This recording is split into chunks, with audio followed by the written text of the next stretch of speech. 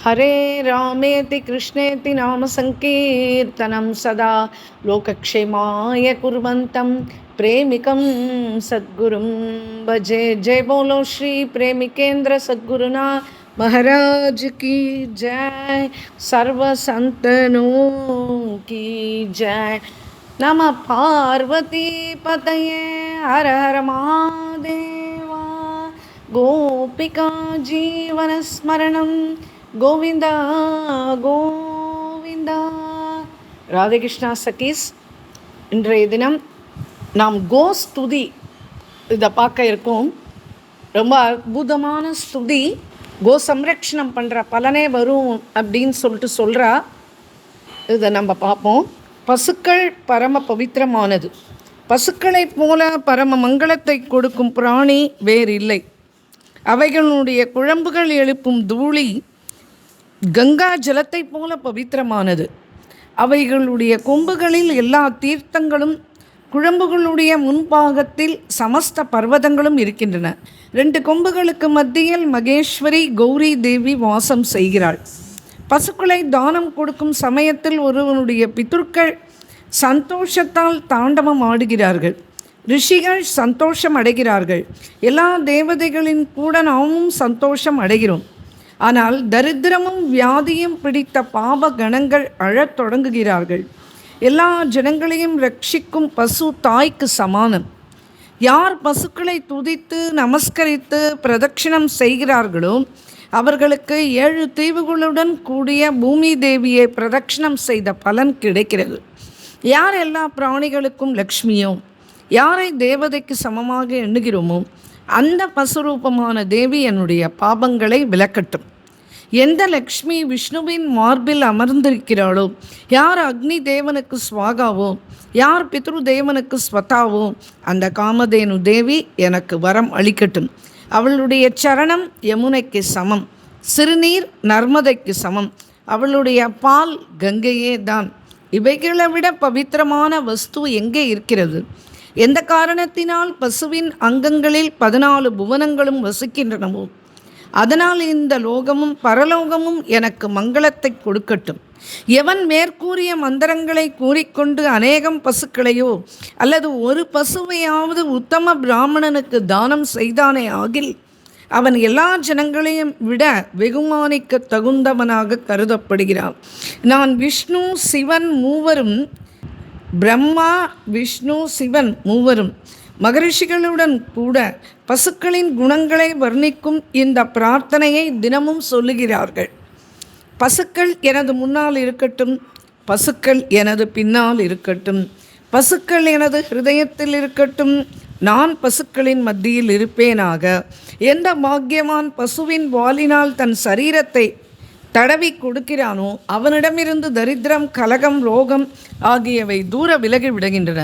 பசு, பிராமணன், வேதம், கற்புடைய மங்கை, உண்மை பேசுபவன், லோபம் இல்லாதவன், தானசீலன், இந்த 7 பேருடைய நம்பிக்கையினால்தான் பூமாதேவி ஸ்திரமாக இருக்கிறாள்.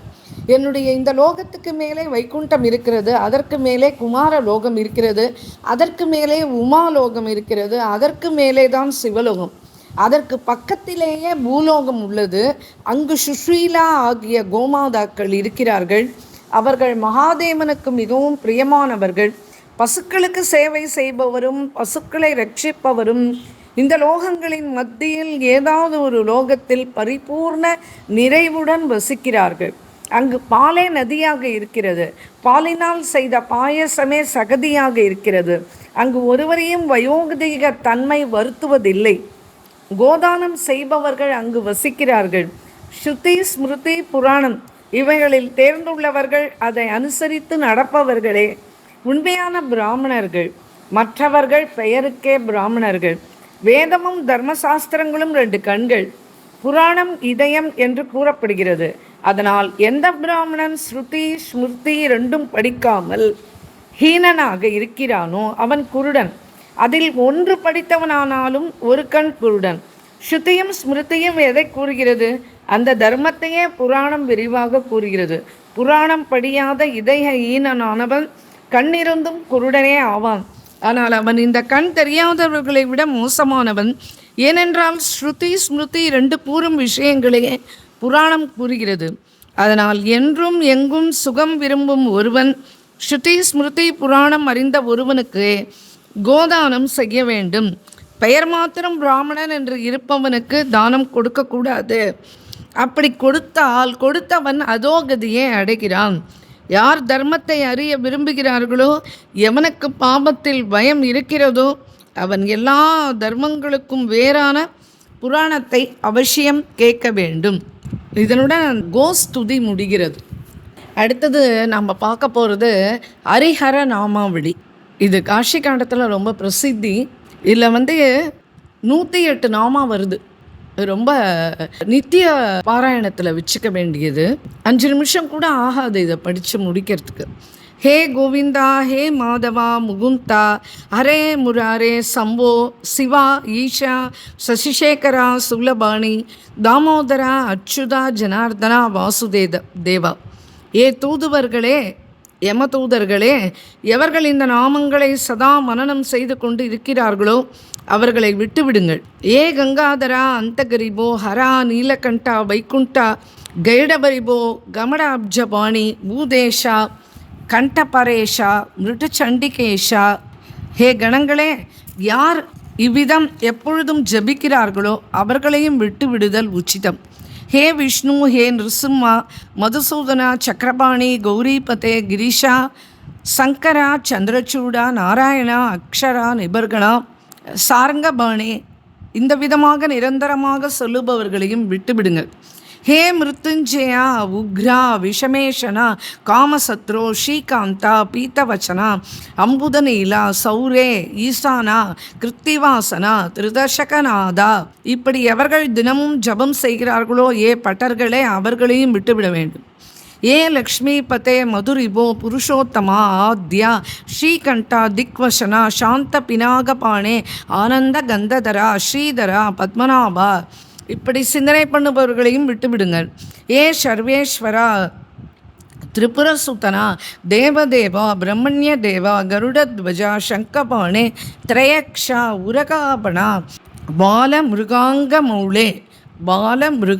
மௌலே, இப்படி கூறுகிறவர்களிடம் தூர விலகியே இருங்கள்.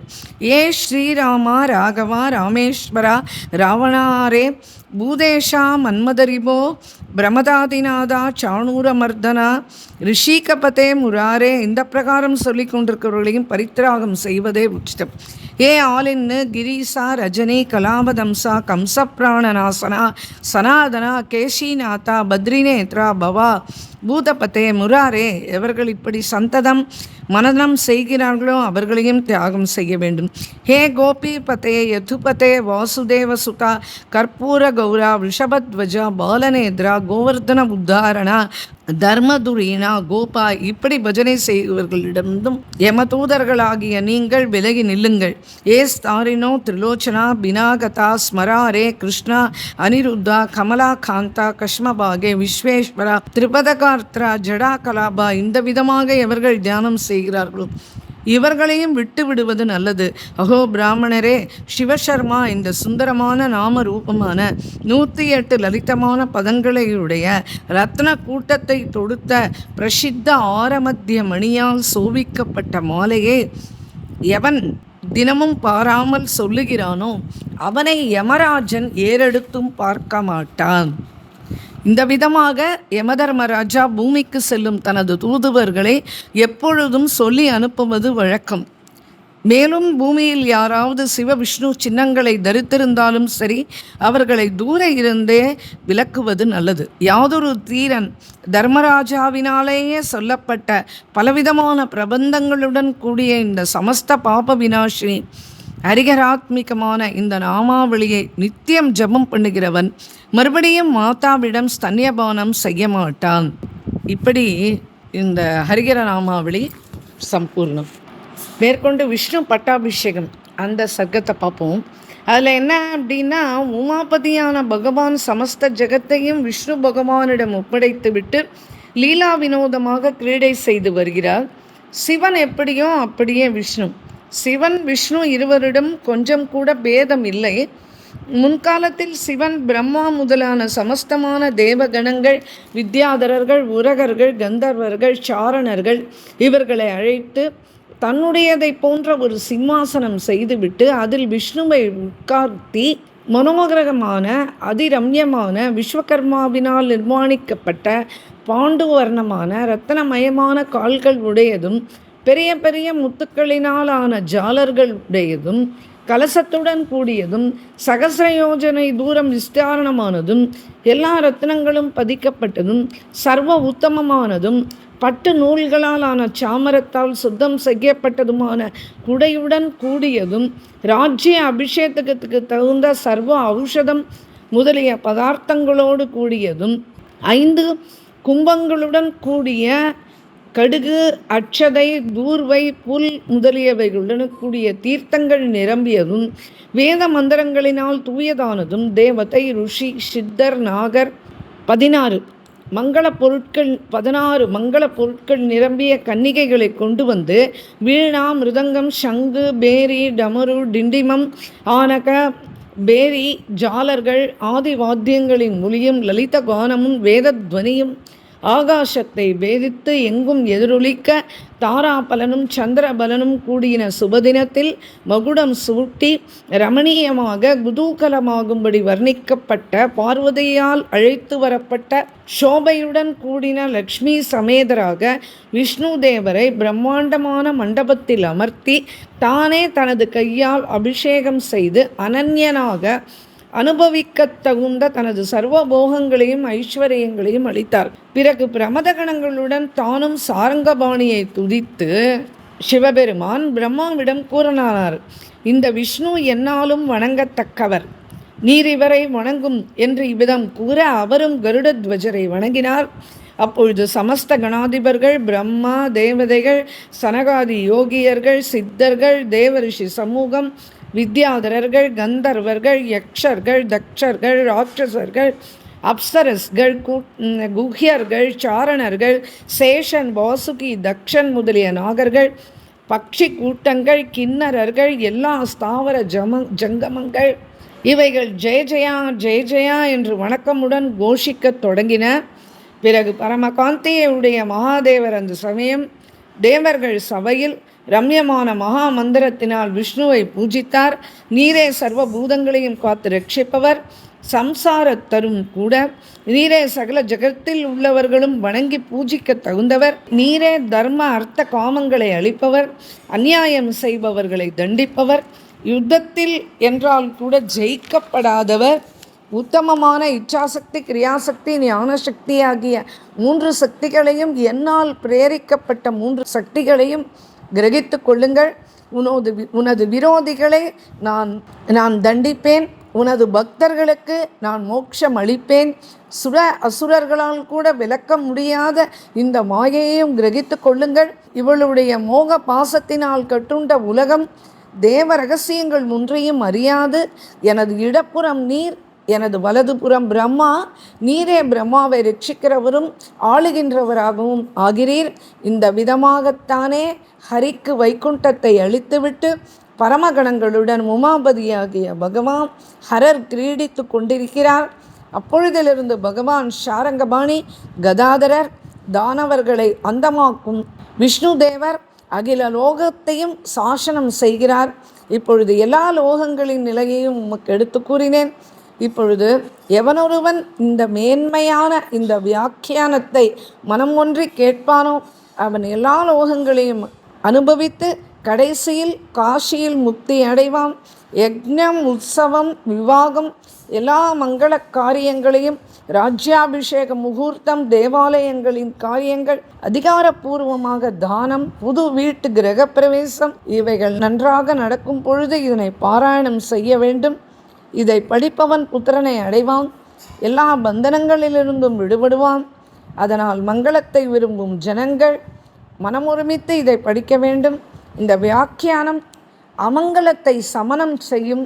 ஹரிஹரன் இருவருக்கும் இது பிரியமானது என்று இந்த விஷ்ணு அபிஷேக வர்ணனம் அப்படின்றது இது பூர்த்தியாகிறது. மேலே கங்கா மகிமை அதை நம்ம பார்ப்போம். பரமேஸ்வரனிடம் பார்வதி கேட்குறா, எனது சந்தேகத்தை தீர்க்கும்படி தங்களிடம் ஒன்று கேட்க விரும்புகிறேன். திருக்கால ஞானத்தில் சிறந்தவரே, தங்களுக்கு சிரமம் இல்லாமல் இருந்தால் சொல்ல வேண்டும். விஷ்ணுவானவர் சக்கர தீர்த்தக்கரையில் தபஸை செய்து கொண்டிருக்கும் பொழுது ராஜா பகீரதன் எங்கு இருந்தார்? உடனே சிவபெருமான், விசாலாட்சி, இந்த விஷயத்தில் சந்தேகப்படக்கூடாது. ஏனென்றால் ஸ்ருதி ஸ்மிருதி புராணங்களில் பூத பவிஷ்ய வர்த்தமான 3 காலங்களை பற்றியும் சமான ரூபமாகவே சொல்லப்பட்டிருக்கிறது. பவிஷ்யத்தில் பூதகாலத்தை போல் வர்த்தமான காலத்தில் காரணங்கள் கல்ப பேதத்தினால் ஏற்பட்டிருக்கிறது. அதனால் வீணாக சந்தேகம் மட்டும் படாதே. இப்படி சொல்லிவிட்டு சங்கரர் கங்கையின் மகிமையை வர்ணிக்கத் தொடங்கினார். ஏ பார்வதி நந்தனா, மகாதேவர் விஷ்ணுவிடம் கங்கையின் மகிமைகளை எந்த பிரகாரமாக வர்ணிக்கத் தொடங்கினாரோ அதை தயை பண்ணி கூறுங்கள் என்று அகஸ்தியர் கேட்டார். உடனே ஸ்கந்தர் கூறினார், 3 லோகங்களிலும் ஓடும் கங்கையில் ஒரு தரம் ஒருவன் பிண்டதானம் செய்தானால் அந்த ஜலத்தால் அவனுடைய பித்ருக்களை சம்சார சமுத்திரத்திலிருந்து கரையேற்றுகிறான். கங்கை கரையில் மனிதன் பித்ருக்காரியத்திற்காக எத்தனை எல்லை எடுத்துக்கொள்கிறானோ அத்தனை 1000 வருஷங்கள் பித்ருஜனங்கள் ஸ்வர்க்கவாசம் செய்கிறார்கள். தேவகணங்களும் பித்ருகணங்களும் எப்போதும் கங்கை கரையிலேயே வாசம் செய்கிறார்கள். அதனால் கங்கை கரையில் அவர்களை ஆவாகனம் விசர்ஜனம் 2ம் செய்ய வேண்டியது இல்லை. அப்படியே ஸ்ட்ரெயிட்டாக எடுத்த உடனே ஆவாகயாமி அதெல்லாம் இல்லாமல் ஸ்ட்ரெயிட்டாக தர்ப்பணத்துக்கு போயிடலாம். மாத்ருகுலத்தில் மரித்தவர்களும் பித்ருக்குலத்தில் மரித்தவர்களும் குரு மாமனார் குலத்தில் பந்துக்களிலும் யாராவது மரித்தாலும், வேறு பாந்தவர்கள் மரித்திருந்தாலும், பல் முளைப்பதற்கு முன் மரித்தாலும், கர்ப்ப வேதனையில் மரித்தாலும், தீயில் விழுந்து மரித்தாலும், மின்னல் விழுந்து மரித்தாலும், திருடர்களால் அடிபட்டு மரித்தாலும், புலி முதலிய துஷ்ட மிருகங்களால் கொல்லப்பட்டாலும், தூக்கு போட்டுக்கொண்டு இறந்தாலும், விபச்சாரத்தினால் ஆத்மஹத்தி செய்து கொண்டாலும், ஆத்மாவை கிரயம் பண்ணினாலும், யாசிக்க தகுதியில்லாத யாச்சகம் பண்ணினாலும், அன்னத்தை விக்கிரயம் பண்ணினாலும், மற்ற விதமான பாவங்களை செய்தாலும், கொடிய வியாதியினால் பீடிக்கப்பட்டாலும், தீ வைத்தாலும், விஷம் கொடுத்தாலும், கோஹத்தி செய்திருந்தாலும், இப்பேற்பட்ட பாவங்களினால் தன்னுடைய முன்னோர்கள்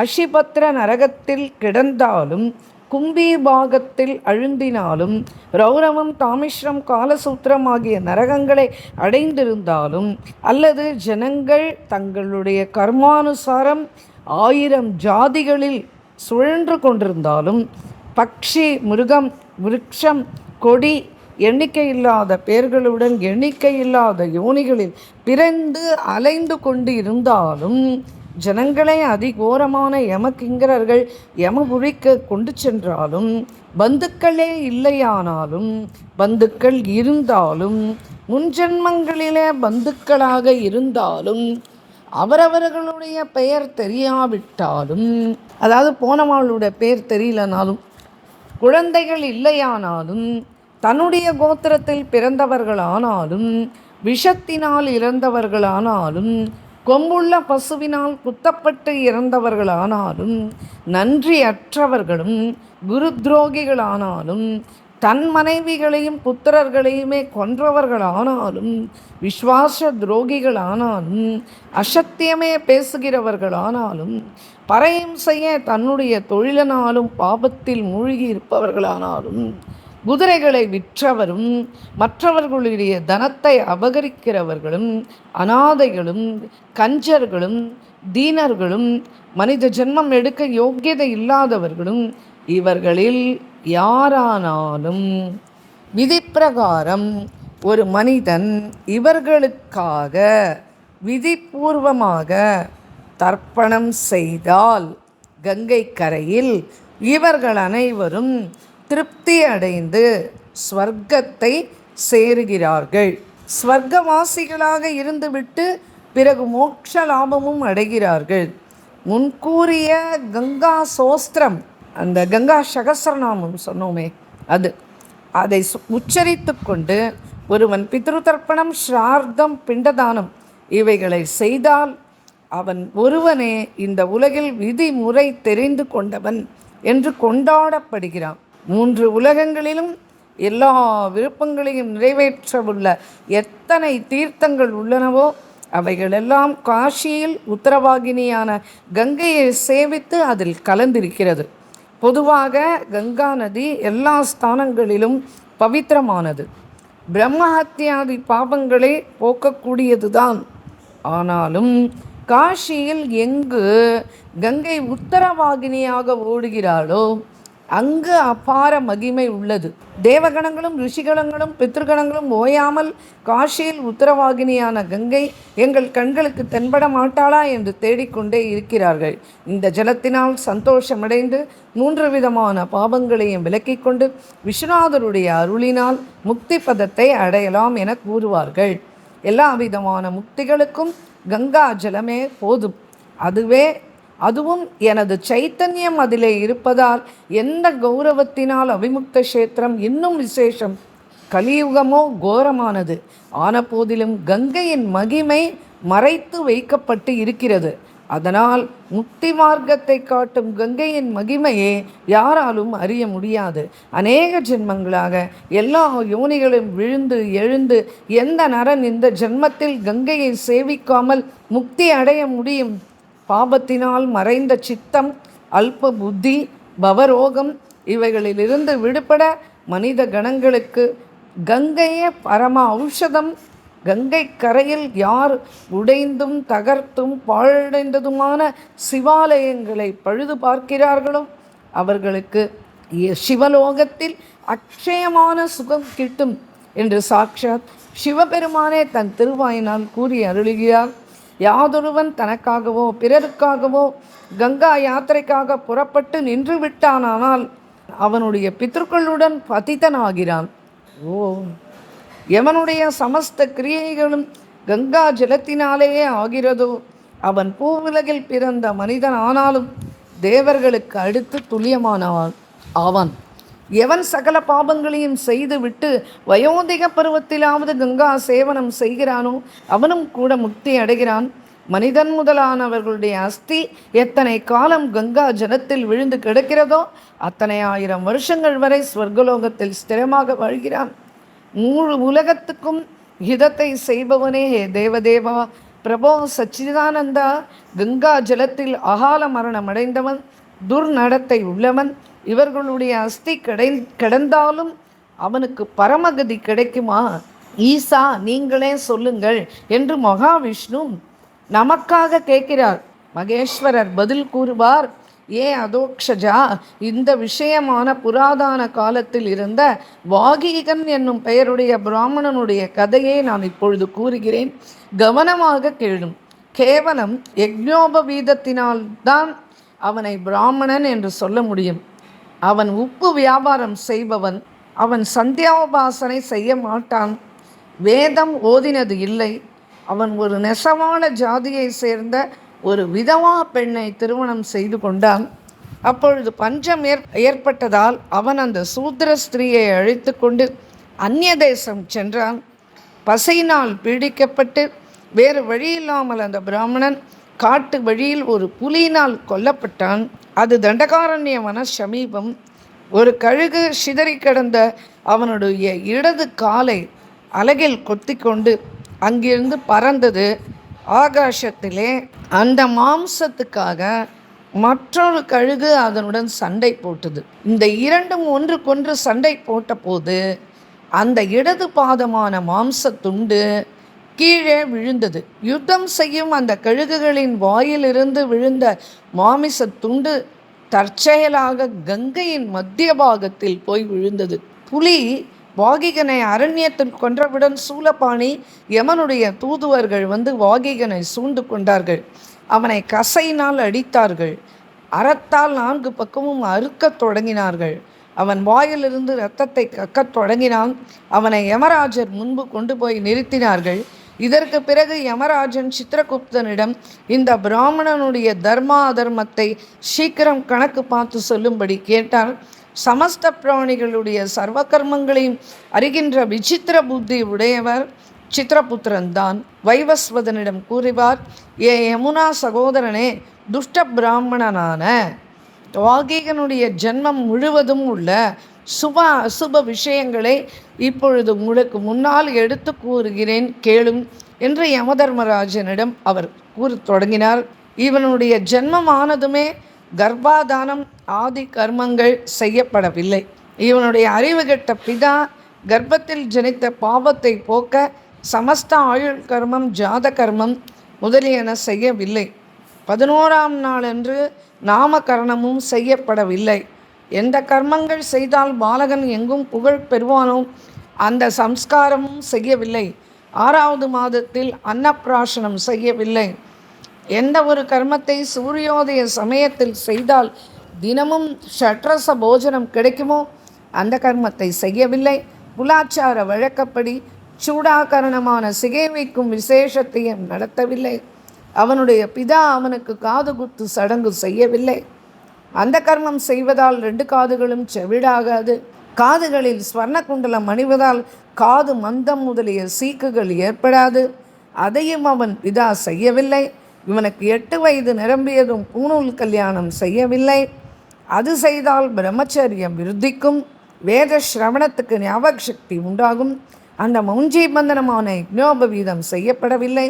இவனுடைய பிதா சமாவர்த்தன கர்மம் செய்யவில்லை. அந்த கர்மத்தை செய்தால் உன்னதமான கிரகஸ்தாசிரமம் அமையும். பிறகு இவனுக்கு அப்படியும் இப்படியுமாக வயது யவனத்துக்கு எட்டியவுடன் இவன் பரதார கமனத்தில் நாட்டம் கொண்டான். விபச்சாரி பெண்ணை திருமணம் செய்து கொண்டான். 5வது வயதிலிருந்தே துராச்சாரி, திருடும் சூதும் நன்றாக கற்றுக்கொண்டிருந்தான். உப்பு பண்டாரமான சிந்து தேச மத்தியத்தில் இருந்தபடியால் உப்பு வியாபாரம் வேறு செய்தான். அது பிராமணனான பிறந்தவனுக்கு நீச்ச கர்மமாகும். அந்த உப்பை நக்கிய ஒரு சிறு கன்றை ஒரு தடியால் அடித்தான். அது உடனே உயிரை விட்டது. அதனால் அந்த பாவமும் சேர்ந்தது. அநேகம் தடவை அன்னையை காலால் உதைத்திருக்கிறான். தகப்பன் வார்த்தையை ஒரு நாள் கூட இவன் கேட்டது கிடையாது. வீண் சண்டையை விலைக்கு வாங்குவான். ஒரு சமயம் விஷம் குடித்தான். தனது பகவனை சிறை தண்டனை அனுபவிக்க செய்வதற்காக தனது வயிற்றை தானே கீறிக்கொண்டான். இவன் விளையாட்டு சண்டை பிடித்து கொண்டு கருவேலம், விஷ சுரக்காய் முதலியவளை அரைத்து குடித்திருக்கிறான். சூரியநந்தனா, நல்லோரால் இகழப்பட்ட இந்த பாபி ஒரு நாள் தன்னை நெருப்பினால் வதைத்து கொள்ள பார்த்தான். அவனை நாய் கடித்திருக்கிறது. கொம்புள்ள பசு, எருது இவைகள் இவனை அநேகதரம் கொம்புகளால் குற்றி கொதறி இருக்கிறது. பாம்பை கடிக்க விட்டு கொண்டான். செங்கல், கற்கள், தடி இவைகளால் மோதுண்டிருக்கிறான். உத்தமாங்கம் என கூறப்படும் சிரசை அறிஞர்கள் அநேக விதமாக பூஜிப்பார்கள். இவன் அதற்கு நேர் எதிராக அந்த உத்தம அங்கமான அந்த தலையில் அடிக்கடி அடித்து கொள்வான். இவன் பிராமணனாக இருந்தும் காயத்ரி ஜபம் ஜபித்ததே கிடையாது. இஷ்டப்படி மாம்சத்தை உண்பான். தேவதைகளுக்கு நிவேதனம் பண்ணாமல் தனக்கு வேண்டிய பாயசம் முதலியவற்றை உண்பான். கிரமமாக இரும்பு, உப்பு, மாம்சம், பால், தயிர், நெய், விஷம், ஆயுதம், தாசி, பசு, குதிரை, மயிர், தோல் இவைகளை விற்றிருக்கிறான். இந்த துராத்மாவின் சரீரம் சூத்திரனுடைய அன்னத்தினாலேயே வளர்ந்திருக்கிறது. பர்வா நாட்களிலும் பகலிலும் போகிப்பான். தேவகர்மம் பித்திருக்கர்மம் செய்ய மாட்டான்.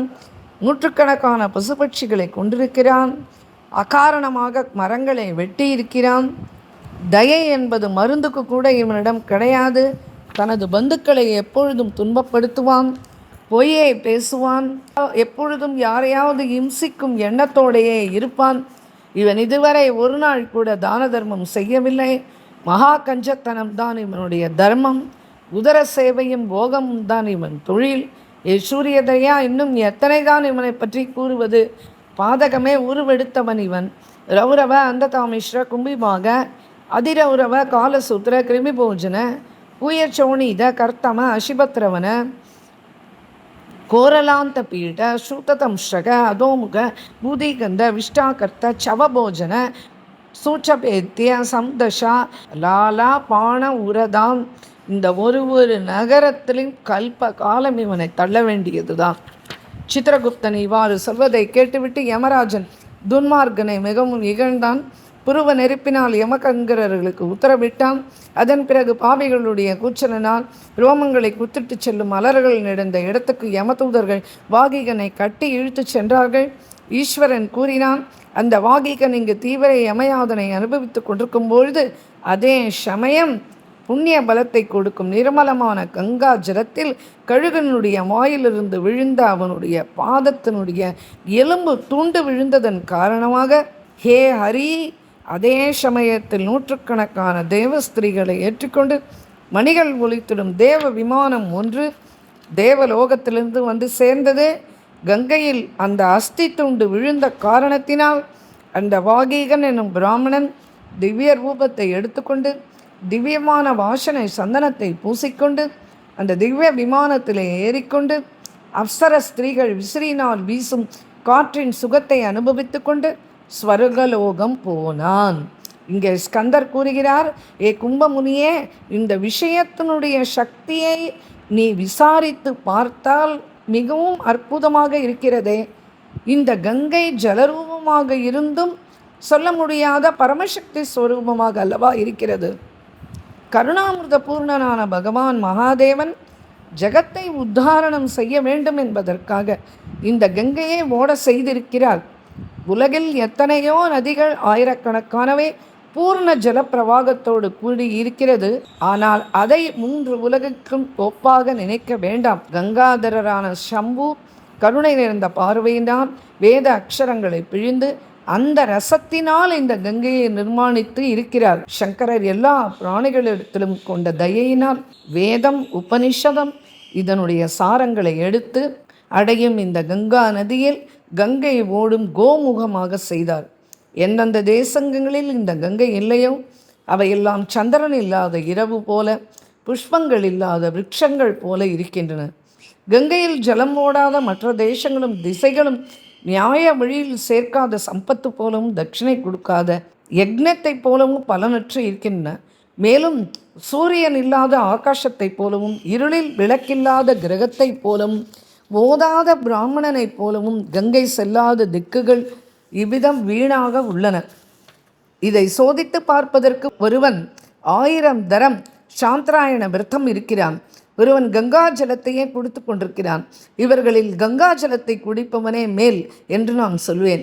ஒருவன் 100,000 வருஷம் ஒற்றைக்காலில் நின்று கொண்டு தபஸ் செய்து கொண்டிருந்தாலும் சரி, மற்றொருவன் ஒரே 1 வருஷம் கங்கா ஜலத்தை பானம் செய்து கொண்டிருந்தாலும் சரி, கங்கா ஜலத்தை பானம் செய்பவன்தான் வெகு சிரேஷ்டன். ஒருவன் 100கணக்கான வருஷங்கள் தலைகீழாக தொங்கிக் கொண்டு தபஸ் செய்தாலும் சரி, அவனை விட கங்கைக்கரை மணலில் சயனித்து கொண்டிருப்பவனே மேல்.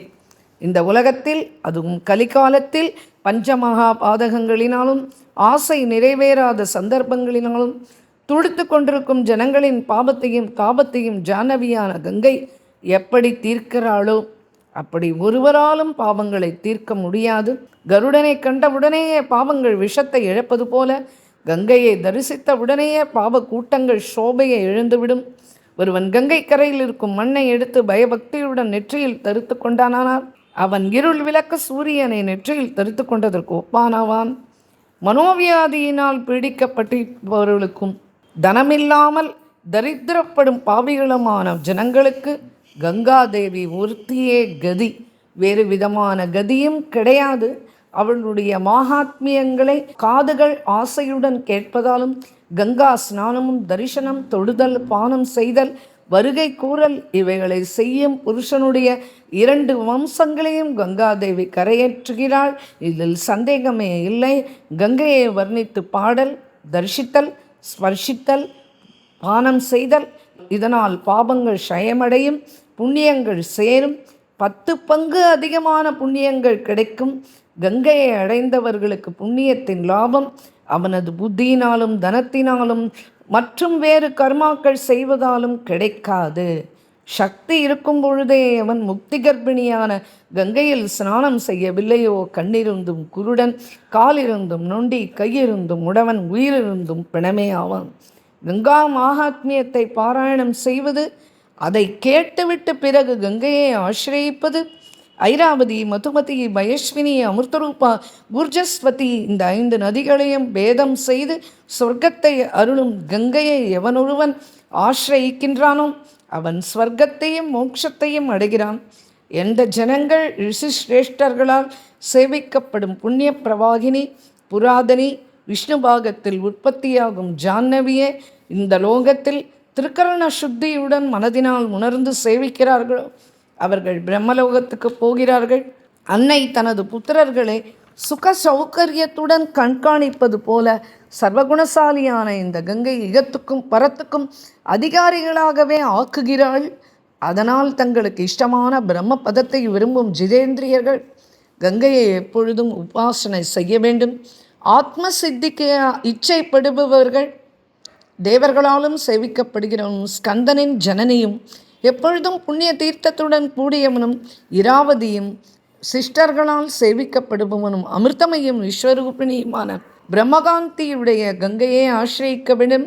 ஒருவன் பிரம்மச்சாரியாகவும் ஏகாக்கிர சித்தத்தோடும் கங்கையில் ஸ்நானம் செய்வானே ஆவால் பாபம் இல்லாதவன் ஆகிறான்.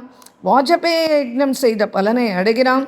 துஷ்ட கர்மங்களால் பீடிக்கப்பட்டு சம்சார சாகரத்தில் உழன்று நரகத்தை நோக்கிச் செல்லும் ஜனங்கள் கூட கங்கையை ஆசிரயிப்பார்கள். ஆனால் அவர்களையும் கரையேற்றுவாள். சமஸ்த லோகங்களிலும் பிரம்மலோகம் உத்தமம். அதுபோல சகல நதிகளும் சரோவரத்தில் வைத்து கங்கையே சிரேஷ்டமானவள். வேறு புண்ணிய ஸ்தலங்களில் ஒழுங்காக சங்கல்பம் செய்து கொண்டு 3 வருஷம் தபஸ் செய்தால் என்ன பலன் கிடைக்குமோ அந்த பலன் பக்தி பூர்வமாக அரை நாழிகை பொழுது கங்கா தீரத்தில் ஸ்நானம் செய்தவுடன் கிடைக்கிறது. மனிதர்களுக்கு சந்திரோதயமானவுடன் கங்கா தீர்த்தத்தில் கிடைக்கும் ஆனந்தம் அக்ஷய சுகங்களை அனுபவிக்கும் ஸ்வர்க்க வாசிகளுக்கு கூட கிடைக்காது. வயோதிகத்தினாலும் வியாதிகளினாலும் மனோவியாதியினாலும் நலிந்து போன தேகத்தை தைரியத்துடன் கங்கா ஜலத்தில் திருணத்தை போல் நனைத்து எறிவதனால் அவர்கள் அமராவதியில் பிரவேசிக்கிறார்கள். சந்திர மண்டலம் கங்கையின் ஜலராசியினால் கழுவப்பட்டு பகல் கழித்தும் மிகவும் சோபையுடன் விளங்குகிறது. கங்கா ஜலத்தில் ஸ்நானம் செய்வதனால் அந்த நிமிஷமே பாபங்கள் நாசமடைந்து அநேக மங்களங்கள் பொருந்தின நலன்கள் கிடைக்கின்றன. ஏ அச்சுதா, கங்கா ஜலத்தில் ஒரு வம்சத்தில் பிறந்த புருஷர்களினால் ஸ்ரத்தா பூர்வமாக பிதர்களுக்கு செய்யும் தர்ப்பணம் 3 வம்சங்கள் வரை திருப்தி செய்கிறது. ஏ விஷ்ணு, கங்கா மாதா மண்ணுலகில் வசிக்கும் மனிதர்களுக்கும் அதலமான பாதாளத்தில் வசிக்கும் சர்வாதிகளுக்கும் ஸ்வர்க்கவாசிகளுக்கும் ஒரே சமயத்தில் புண்ணியத்தை கொடுப்பதனால் திரிபதகாமினி என்ற பெயரால் 3 உலகிலும் பிரசித்தமாக இருக்கிறாள். அவள் எல்லா தீர்த்தங்களுக்கும் மேலானவள், எல்லா நதிகளிலும் உத்தம நதி. அதனால் இந்த உலகில் மகா பாபங்கள் செய்தவர்களை கூட சொர்க்கத்தில் அவள் ஏற்றுகிறாள். விஷ்ணுவே, ஸ்வர்க்கம், பூமி, ஆகாசம் இந்த 3 இடங்களிலும் இருக்கும் கோடிக்கணக்கான தீர்த்தங்கள் இந்த நதியில் வந்து வாசம் செய்கின்றன. ஒருவன் ஆத்மஹத்தி செய்யாமல் நாணத்துடன் கூடியிருந்தான் ஆனாலும் சரி, அவன் கங்கையில் மரணமடைந்தால் ஸ்வர்க்கவாசியாகிறான். நரகங்களை பார்க்க மாட்டான். கங்கையே சமஸ்த தீர்த்தம், கங்கையே தபோமனம், கங்கையே சித்திக்ஷேத்திரம். இந்த விஷயத்தில் சிந்திப்பதற்கு ஒன்றுமில்லை. ஹே கும்பமுனியே, எங்குள்ள மரங்கள் விசித்திர பலனை தருகிறதோ, எங்குள்ள பூமி ஸ்வர்ணமயமாக இருக்கிறதோ அந்த பூமியே கங்கையில் ஸ்நானம் பண்ணுகிறவர்கள் அடைகிறார்கள். நல்ல குணமுடையதும் நிறைய பால் கொடுக்கக்கூடியதுமான பசுவை வஸ்திராபரணங்களினால் அலங்கரித்து கங்கா தீரத்தில் பிராமணனுக்கு தானம் கொடுத்தால், ஹே கும்பமுனியே, அந்த தானம் கொடுப்பவன் அந்த பசுவினுடையும் அதன் சந்ததிகளிடமும் சரீரத்தில் எத்தனை ரோமங்கள் இருக்கிறதோ அத்தனை 1000 வருஷங்கள் அவன் சொர்க்கத்தில் சுகவாசியாக இருக்கின்றான். இப்படி கங்கா மகிமையினுடைய வர்ணன் அற்புதமான வர்ணன். ஹர நம பார்வதி பதயே, ஹர ஹர மகாதேவா. கோபிகா ஜீவனஸ்மரணம் கோவிந்தா கோவிந்தா. ஜெய் போலோ ஸ்ரீ प्रेमिकेंद्र सद्गुरुनाथ महाराज की जय. सर्व संतनों की जय. राधा कृष्णा सखीस.